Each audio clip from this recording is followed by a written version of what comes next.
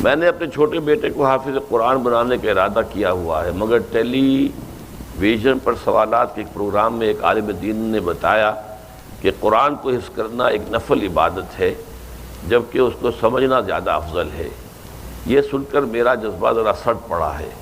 آپ کا اس بارے میں کیا خیال ہے کہ یہ بات ٹھیک ہے؟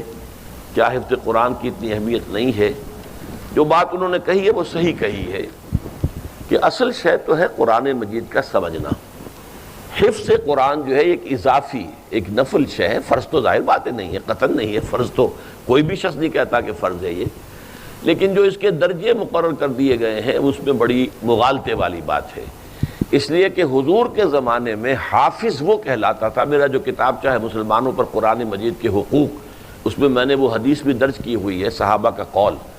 کہ ہم حافظ اس کو سمجھتے تھے کہ جس کے ایک تو حفظ قرآن اس کے ذہن میں حافظے میں موجود ہوتا تھا، قرآن کا علم اس کے دماغ میں محفوظ ہوتا تھا، قرآن کا عمل اس کے پورے وجود میں محفوظ ہوتا تھا، وہ حافظ کہلاتا تھا۔ اب یہ صرف الفاظ یاد ہیں، نہ اس کا مفہوم پتہ ہے، وہ تو جیسے ٹیپ چل رہی ہے، اس ٹیپ کو کیا پتہ کہ میرے اوپر کیا لکھا ہوا ہے، وہ لکھا ہوا ہے دوسرے سن رہے ہیں سن لیں،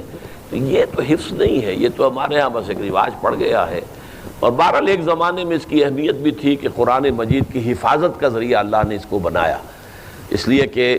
اگر اس وقت لکھنے لکھانے کا اور کتب خانے اور چھاپے خانے اور یہ اور وہ اور ٹیپس اور آڈیوز تو تھے نہیں،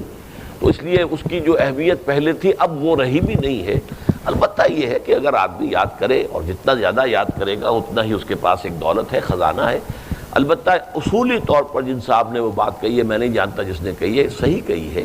کہ قرآن مجید کا حفظ ایک نفلی عبادت ہے، اس کا سمجھنا یہ ہمارے لیے فرض ہے، اصل شے فرض سمجھنا ہے۔